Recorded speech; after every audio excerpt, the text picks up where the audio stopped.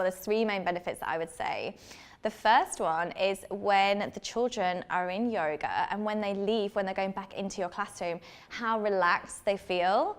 You know, I don't unfortunately get to go back into the classroom with you afterwards, but all of the teachers come and tell me that, you know, these kids are like, they're so zen. So they've had their like 5 minutes of relaxation, and the minute at the end of, you know, however you want to call it, meditation or mindfulness, which is really a minute of silence. In in an adult class, it would be a shavasana pose. It's worked well to relax them, but also they're much more focused and they're much more aware of themselves as they're walking back into the classroom. So for example, sometimes in a PE lesson, they can get really, really excited, which is great for the day. You know, they've got so much energy, but actually say you're going from PE into maths, and you need them just to be able to focus and to be aware of themselves back in the classroom. And I've had so many teachers tell me that has been a real, real benefit for them.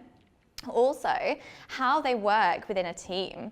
So I try to work with you, say if you were bringing in a class to me, we would try and arrange people on the mats who don't sit together in the classroom, and I often encourage teamwork in my yoga class. It's not just about themselves, and you know, they're too, so especially the younger ones, they're too young to just focus kind of on themselves for half an hour. They'll get bored, they won't be as interested, which is completely fair enough.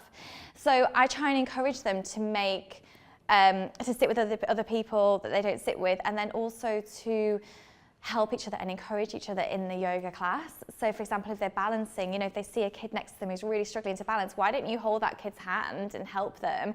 And why don't we all like join rows at the front, and you know, we can all do the balancing parts together.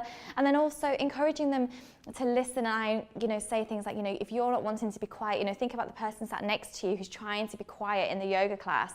And it's a different way of thinking for them, especially for the older kids who are going off to secondary school. And you know, they might not be going with their friends, and they're going to have the ability to be able to make new friends and to be able to go up and speak to people, and it gives them confidence.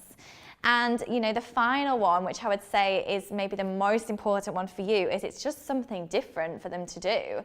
So many of these schools have never experienced yoga, or they get bits and snippets from different people who may pop in, or things that they see online. But really, we set up this program to ensure that that they're just completely immersed in it, and that the benefits are back for you and in the classroom as well.